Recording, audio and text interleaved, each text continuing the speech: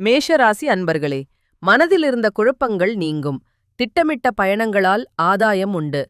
நண்பர்களிடம் விட்டுக் கொடுத்து போகவும். தொழில் வியாபாரம் விருத்தியடையும். ரிஷபராசி அன்பர்களே, குடும்ப நெருக்கடியை சமாளிக்க முடியும். யாருடைய கருத்துக்கும் செவிசாய்க்க வேண்டாம். காரிய அனுகூலம் உண்டாகும்.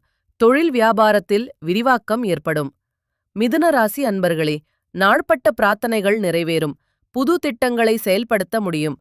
வெளியாட்களின் உதவி கிடைக்கும். உத்தியோகத்தில் உயர்வு நிலை உண்டு. கடகராசி அன்பர்களே, ஆன்மீகம் சார்ந்த ஈடுபாடு மனநிறைவை தரும். பிரியமானவர்களுக்கு உதவி செய்வதில் ஆர்வம் இருக்கும். வாகன பராமரிப்பு செலவுகள் கூடும். தொழில் வியாபாரம் சிறக்கும். சிம்மராசி அன்பர்களே, சந்தர்ப்ப சூழ்நிலை அறிந்து செயல்படுவது நல்லது. வீட்டிற்கு சொந்த பந்தங்கள் வருகை தருவர். வீண் விவாதங்களை தவிர்க்கவும். தொழில் வியாபாரத்தில் சாதிக்க முடியும். கன்னிராசி அன்பர்களே, குடும்ப சிக்கல்கள் குறைந்து நிலைமை சீரடையும். பெரியோர்கள் தகுந்த ஆலோசனை வழங்குவர். வழக்கில் சாதகமான தீர்ப்பு வரும். உத்தியோகத்தில் அமைதி நிலவும்.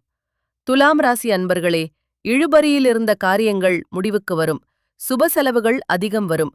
அக்கம் பக்கம் உள்ளவர்களின் ஆதரவு பெருகும். தொழில் வியாபாரத்தில் போட்டி இருக்கும். விருச்சிகராசி நேயர்களே, நல்லவர்கள் அறிமுகத்தால் ஆதாயங்கள் உண்டு. சோர்வு நீங்கி உற்சாகம் ஏற்படும். உறவினர்களிடமிருந்த மனவருத்தம் நீங்கும். உத்தியோகத்தில் பாராட்டு கிடைக்கும். தனுசு ராசி நேயர்களே, குடும்ப தேவைகளை நிறைவேற்ற முடியும். யாருக்கும் எந்த உறுதிமொழியும் தர வேண்டாம். எதிர்ப்புகள் தானாக அடங்கும். தொழில் வியாபாரத்தில் உள்ள நுணுக்கங்கள் புரிய வரும். மகர ராசி அன்பர்களே, குடும்பத்தில் நல்லது நடக்கும். புதிய நண்பர்களின் அறிமுகம் கிடைக்கும். கடன் நெருக்கடிகள் வெகுவாக குறையும். தொழில் வியாபாரத்தில் மந்த நிலை காணப்படும். கும்பராசி அன்பர்களே, குலதெய்வ வழிபாடு சிறப்பாக அமையும். எதிர்பார்த்த காரியம் அனுகூலமாக முடியும். பெரியோர்களின் அறிவுரை கிட்டும். தொழில் வியாபாரம் மேன்மை நிலை அடையும். மீனராசி அன்பர்களே, உங்கள் புத்தி சாமர்த்தியம் வெளிப்படும். விலகி சென்ற பழைய சொந்தங்கள் மீண்டும் வந்து இணைவர். ஜாமீன் கையெழுத்து போட வேண்டாம். புது தொழில் யோகம் அமையும்.